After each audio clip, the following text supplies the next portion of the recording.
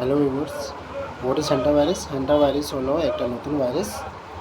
और ये ট্রান্সমিট কেমনে করে? এটা ট্রান্সমিট করে ইন্দু to human, mouse to human. আর যারা হিউম্যান আক্রমণ হয়েছে ওটা হিউম্যান টু হিউম্যানও আক্রমণ হয়।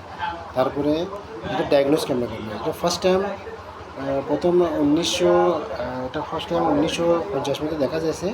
তারপরে 1976 সালের মধ্যে একটা ভাইরোলজিস্ট আছে, সাউথ কোরিয়ান ভাইরোলজিস্ট, যারা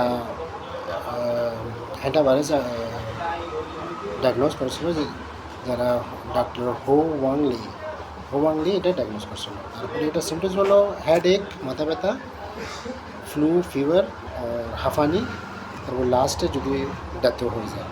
তারপরে এটা ট্রিটমেন্ট হলো, এটা কোনো ট্রিটমেন্ট নাই, এটা এখনও কোনো এটা ট্রিটমেন্ট নাই। এটা জাস্ট একটা আছে এখানে অ্যাওয়ারনেস অ্যান্ড ক্লিননেস। যেখানে ইঁদুর আছে জায়গাটা ইঁদুর মুক্ত করতে হবে। কোনো জায়গায় ইঁদুর থাকতে পারবে না, ইঁদুর মুক্ত করলে আপনি ভালো থাকতে পারেন। আবার যে মানুষকে হ্যান্টাভাইরাস আক্রান্ত হয়েছিল ওনার সাথে বেশি ক্লোজ রিলেশন হলে এটা হ্যান্টাভাইরাস আক্রমণ করতে পারে। এটা কিন্তু কোভিড-19 মতন না, এটা এয়ারে হবে না। এটা হ্যান্টাভাইরাস আক্রমণ রোগীর সাথে পেশেন্টের সাথে ক্লোজ রিলেশন যখন হয় তো হ্যান্টাভাইরাস আক্রমণ হতে পারে।